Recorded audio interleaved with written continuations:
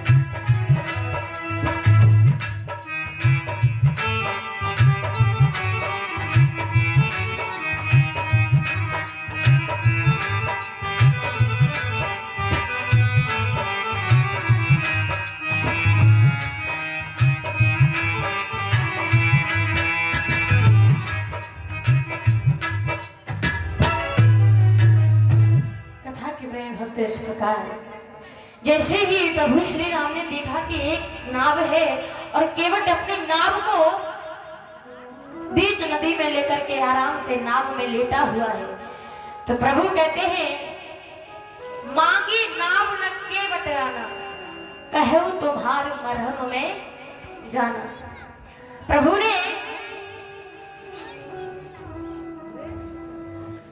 प्रभु श्री राम ने केवट से नाव नहीं मांगी, केवट को बुलाया था।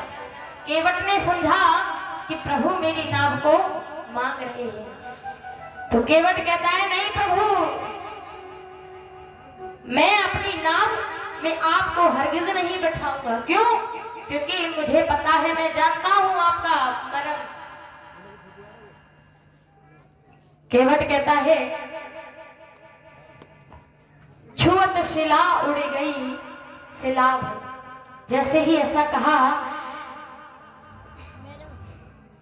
कि हे प्रभु आपको पता है, आप हमें शायद समझते हैं कि हमें कुछ पता नहीं है, लेकिन हमें सब कुछ पता है। आप गौतम ऋषि की जो पत्नी थी जिनका नाम था अहिल्या, पत्थर बनी पड़ी थी, तो आपकी चरण रज से वो पत्थर बनी पड़ी स्त्री रूप धारण कर जाती है। और ये तो प्रभु मेरी नाव काठ की है, और हे प्रभु अगर ये नाव स्त्री बन गई तो मैं दो दो स्त्रियों का क्या करूंगा। और केवट समझाते हुए कहता है कि प्रभु कि तुम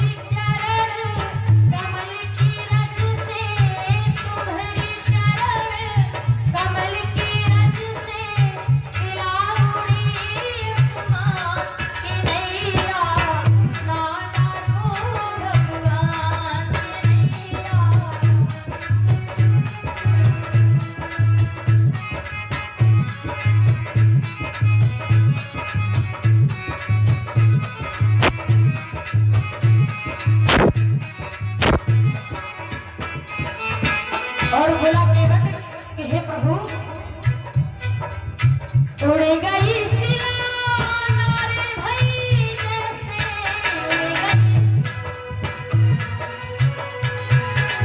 होगा नाथ गुजारा कैसे,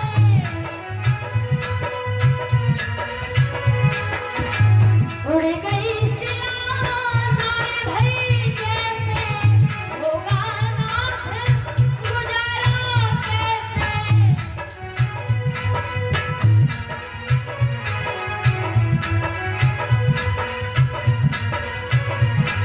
और कहा इसी से सारे पुनवे की मैं, इसी से सारे पुनवे की मैं करता हूँ गुजरान के नैया, ना डरो भगवान के नैया, ना डरो भगवान।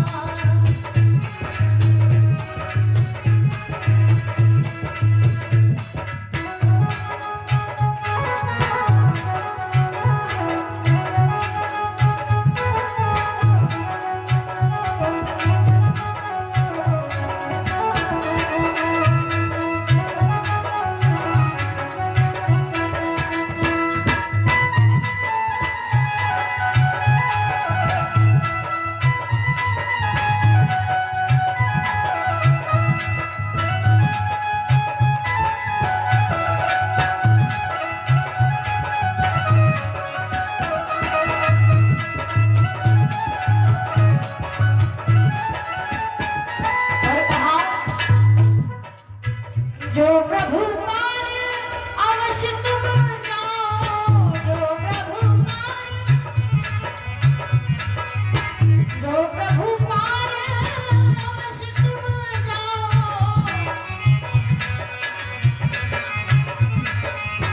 पहले मुझसे चरण धुलाओ, पहले मुझसे पैर धुलाओ,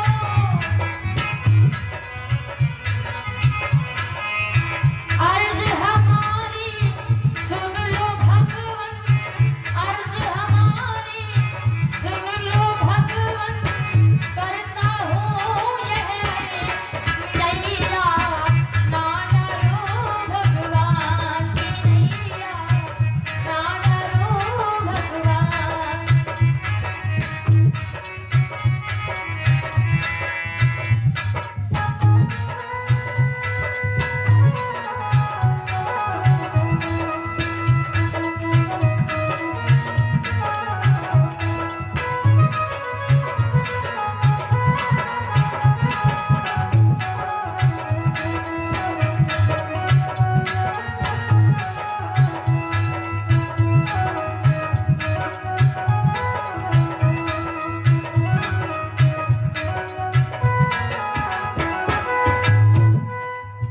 तुम्हारी चरण कमल की रज से, तुम्हारी चरण कमल की रज से, शिला ओढ़ी आसमान के नैया, ना डरो भगवान के नैया, ना डरो भगवान के नैया, ना डरो भगवान।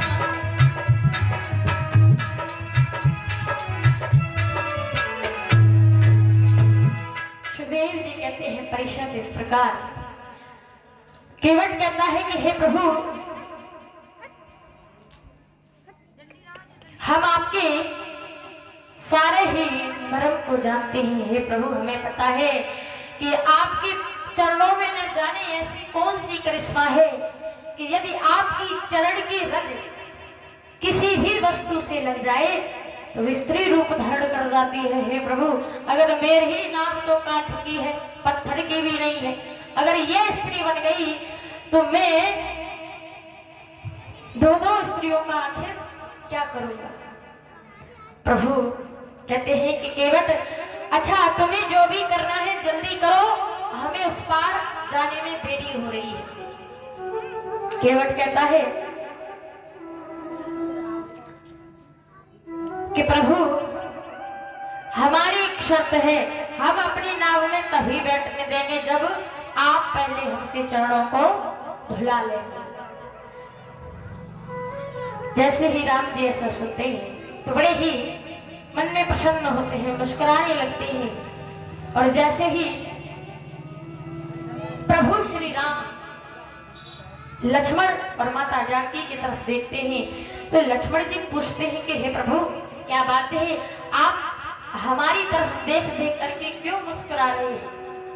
तो राम जी कहते हैं लक्ष्मण जी याद है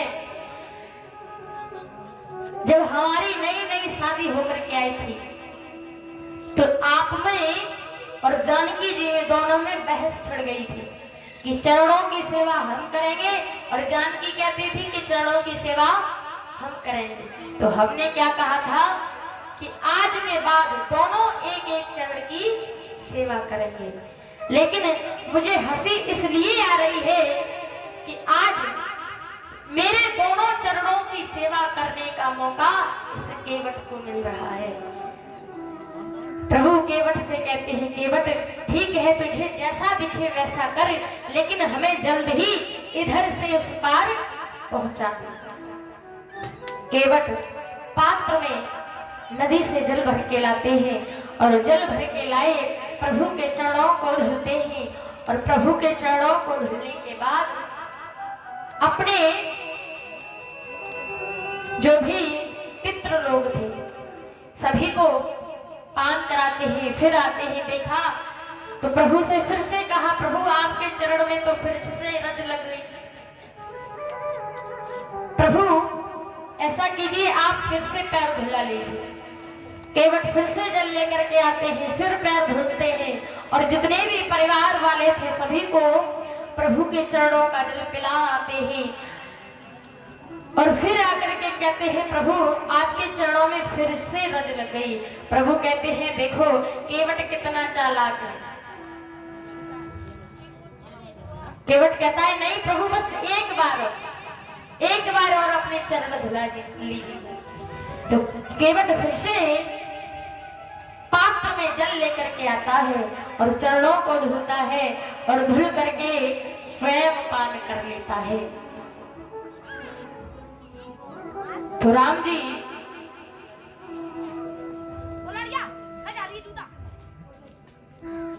जी को केवट अपनी नाव में बिठाते, तो इधर परीक्षित जी के मन में एक शंका होती है और जैसे ही शंका हुई तो परीक्षित जी कहते हैं कि हे प्रभु आप कृपा करके ये बताइए कि आखिर ये जो केवट था वो पूर्व जन्म में कौन था?